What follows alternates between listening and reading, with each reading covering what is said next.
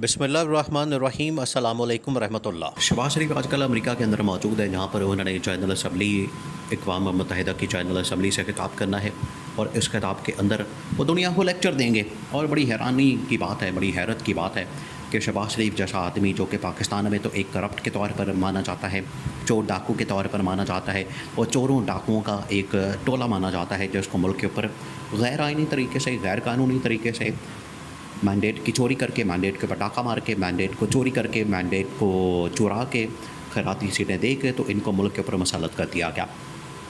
ये तो है इनकी हैसियत हुकूमत में आने के बाद।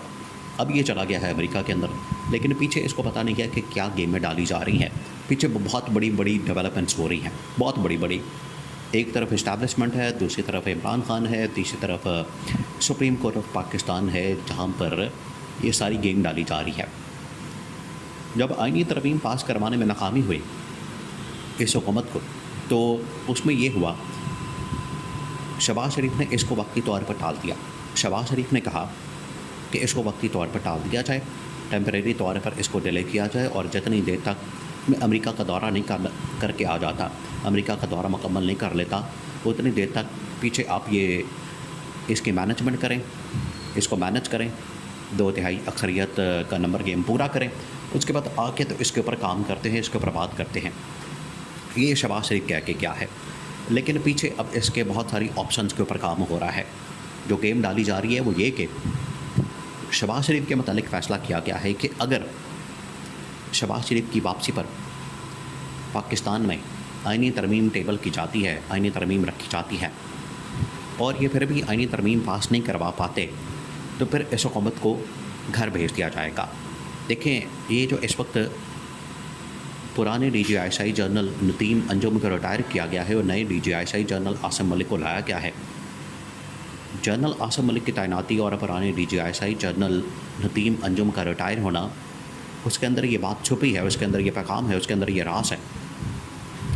वो राज ये है, वो पैगाम ये है कि अगर जनरल नदीम अंजुम आईनी तरमीम पास करवाने में नाकाम हो गए हैं, तो उसकी वजह से ये छुट्टी करवाई गई है और अब एक नए DGISI को ला के बिठाया गया है और उनकी ये ज़िम्मेदारी लगाई गई है कि वो आके इस आईनी तरमीम को मेक श्योर करें, यकीनी बनाएं कि वो पास हो जाए।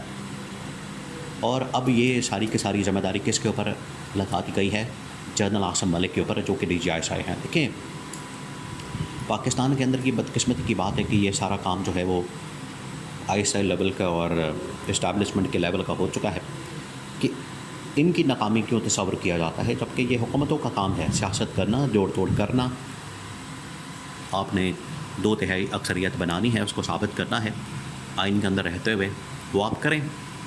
ये इस्टेब्लिशमेंट का काम नहीं है, फ़ौज का काम नहीं है, ISI का काम नहीं कि वो पाकिस्तान की सियासत के अंदर मदाखलत करके यहाँ पर लोगों को 2/3 अक्सरियत दिलवाएँ। ये बदकिस्मती की बात है, लेकिन अब क्योंकि होता है ऐसा, तो ये एक रियलिटी बन चुका है। इसको अब हमने तस्लीम करना है और इसका परमला इजहार भी कर देना, कोई इसमें कबाहत नहीं। अब सारी दुनिया को इस बात का पता है। बाहर आप चले जाएं, फट्टे वाले के पास, बर्फ़ वाले के पास, पकौड़े वाले के पास, दूध दही वाले के पास और फल फ्रूट वाले के पास, किसी के पास भी चले जाएंगे, नान छोले वाले के पास, उसको भी पता होगा कि हुकूमत शहबाज शरीफ की नई हुकूमत जनरल आसिम की है। अब बाहर जाके किसी से भी पता कर लें। तो अब इसी वजह से, क्योंकि ये सारा खाता उनके खाते में पड़ चुका है, इस वजह से ये नाकामी भी उनके खाते में पड़ती है। तो अब ये इस्टेब्लिशमेंट को बर्दाश्त नहीं कि आईनी तरमीम के लिए हुकूमत ने कुछ भी नहीं किया। हुकूमत इतनी बेबस, लाचार, नाकाम, निकम्मी, निकट्टू और ऐसी बेईमान और बदनीयत हुकूमत है कि एक मौलाना जैसे शख्स को, जिसके पास 8 सीटें हैं, ये मना नहीं सकी। अगर मौलाना को ये कन्विंस नहीं कर सकते, मौलाना को ये कायल नहीं कर सकते, मौलाना को ये मना नहीं सकते, तो बाहर जाके दुनिया में इन्वेस्टमेंट पाकिस्तान में करवाने के लिए किस तरह से कायल कर सकते हैं?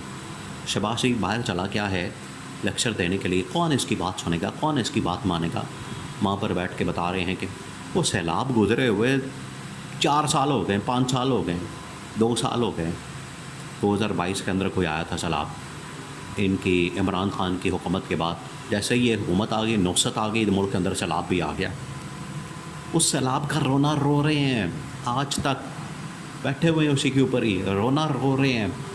और आफत, कोई जंग, कोई आफत, कोई सलसला, कोई तूफ़ान, कोई सैलाब, कोई दहशतगर्दी, कोई लहर, कोई जंग, ये चाहते हैं कि मुल्क के अंदर क्राइसिस हो, जंगें लगी हों, सैलाब आ रहे हों, ज़लज़ले आ रहे हों, ताकि हमारा जो मांगने का प्रोग्राम है वो चलता रहे, मांगने का जो कारोबार है वो चलता रहे। क्योंकि सारा इनका कारोबार ही इसी के ऊपर चलता है, मांगने के ऊपर। मांग तांग के ये हुकूमत बनाते हैं, मांग तांग के ये सारा अपना सिस्टम चलाते हैं। तो सैलाब का रोना रो रहा है वहाँ पर शहबाज शरीफ जाके। फिर सैलाब आया था 2 साल पहले, तो आपने हमें पैसे नहीं दिए, तो दुनिया ने थोड़े पैसे देने हैं। ये जो यहाँ पर कुदरती आफत के तौर पर प्रेजेंट किया जाता है सैलाब वगैरह को, ये कुदरती आफत नहीं होती, ये असल में इनकी अपनी मुजरिमाना गफलत की वजह से आता है, मिसमैनेजमेंट की वजह से आता है। और इसको ये खाते में डाल देते हैं, किसके? कुदरती आफत के खाते में। दुनिया भर में बारिशें होती हैं। तो शहबाज शरीफ वहाँ पर गया है, तो यहाँ पर अब गेम डाल दी गई है। यहाँ पर बता दिया गया है कि शहबाज शरीफ अगर ये पास करवाता है तो ठीक, नहीं करवाता तो इसकी छुट्टी। और अगर इस्टेब्लिशमेंट नहीं पास करवानी है तो फिर हम किसी को ला के भी पास करवा सकते हैं। हमें शहबाज शरीफ की क्या ज़रूरत है? फिर शहबाज शरीफ जैसे आदमी का हमने क्या चाट डालना, इसमें से हमने क्या निकालना, जब इस बंदे के पास कुछ है ही नहीं, ना डिलीवर करने के लिए, ना बात करने के लिए, ना कहानी सुनाने के लिए, ना कोई परफॉर्मेंस है, ना कोई कारकर्दगी है। उल्टा इसके ऊपर केसेस हैं, मुकदमात हैं, मनी लॉन्ड्रिंग के, टीटीओं के, लंदन के फ्लैटों के, जायदादों के, प्रॉपर्टियों के, पता नहीं क्या क्या। ये सर से पैर जो है करप्शन के अंदर डूबे हुए हैं। इनका हमने अचार डालना है। और जब भी इस्टेब्लिशमेंट के ऊपर मुश्किल वक्त आता है, देखिए आज तो इस्टेब्लिशमेंट इनको बचा रही है, आईनी तरमीम करके तो इनकी हुकूमत को तो दवाम दे दिया जाएगा। तो इसका फ़ायदा इस्टेब्लिशमेंट को क्या होगा कि इस्टेब्लिशमेंट के ऊपर जब भी कड़ा वक्त आता है, मुश्किल वक्त आता है, उसके ऊपर कोई आफत आती है, तो क्या ये इस्टेब्लिशमेंट की मदद को आते हैं, इस्टेब्लिशमेंट का दिफा करते हैं, इस्टेब्लिशमेंट का तहफ़्फ़ुज़ करते हैं, इस्टेब्लिशमेंट को डिफेंड करते? नहीं करते। पिछले 2 साल हमने देखा है, जब भी कोई मुश्किल वक्त आया इस्टेब्लिशमेंट के ऊपर, कोई ना कोई मसला आया, ये नीचे से भाग गए, पीछे से दौड़ लगा दी इन्होंने। कोई बंदा ना बनने के साथ, पीछे मुड़ के देखो तो बंदा नहीं होता। ये है इनकी हालत, ये है इनका हशर, जिसकी वजह से ये मैसेज इस्टेब्लिशमेंट ने पहुंचा दिया इस हुकूमत को, उनके करता धरता को, उनके सारे लोगों को, पीपल्स पार्टी को, कि अब आपके पास लास्ट चांस है, मज़ीद आपको मौका चांस नहीं दिया जाएगा। कर ली तरमीम तो ठीक है, ना की तो भी आपकी छुट्टी यकीनी है।